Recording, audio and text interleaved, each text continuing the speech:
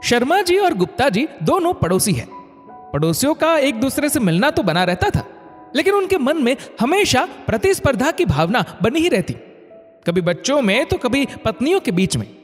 लेकिन शर्मा जी और गुप्ता जी के बीच में संबंध काफी अच्छे थे और दोनों हमेशा अपनी समस्याओं को एक दूसरे के साथ साझा करना नहीं भूलते थे। एक दिन शर्मा जी की पत्नी वसुधा बाजार से महंगी साड़ी लेकर आती है और बार बार उसे गुप्ता जी की पत्नी सरोज को दिखाते हुए कहती है, ये साड़ी देख रही हो, पूरे 5,000 की है।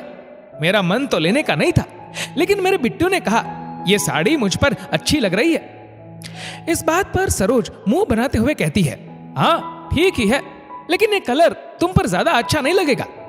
इतना सुनते ही वसुधा को गुस्सा आ जाता है और वहीं पर सरोज को भला बुरा बोलने लगती है, जिससे पूरा मोहल्ला वहां आकर मजे लेने लगता है।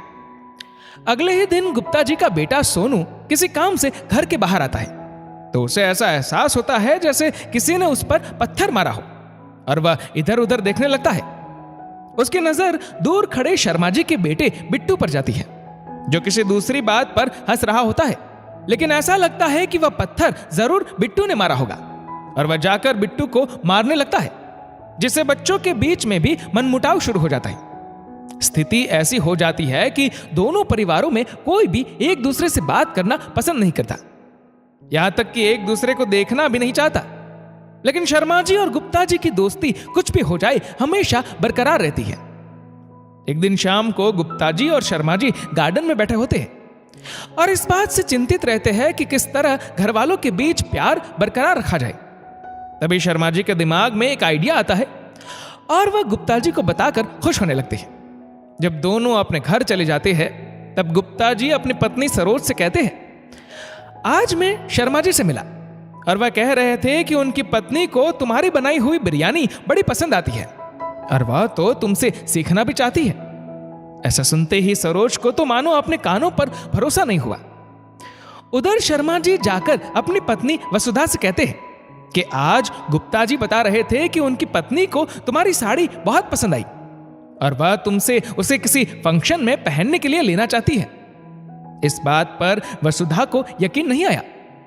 अब दोनों की पत्नियों को रात में नींद नहीं आती और दोनों ये सोचने लगती है कि वैसे उनकी पड़ोसन बुरी नहीं है और हमेशा साथ ही देती है।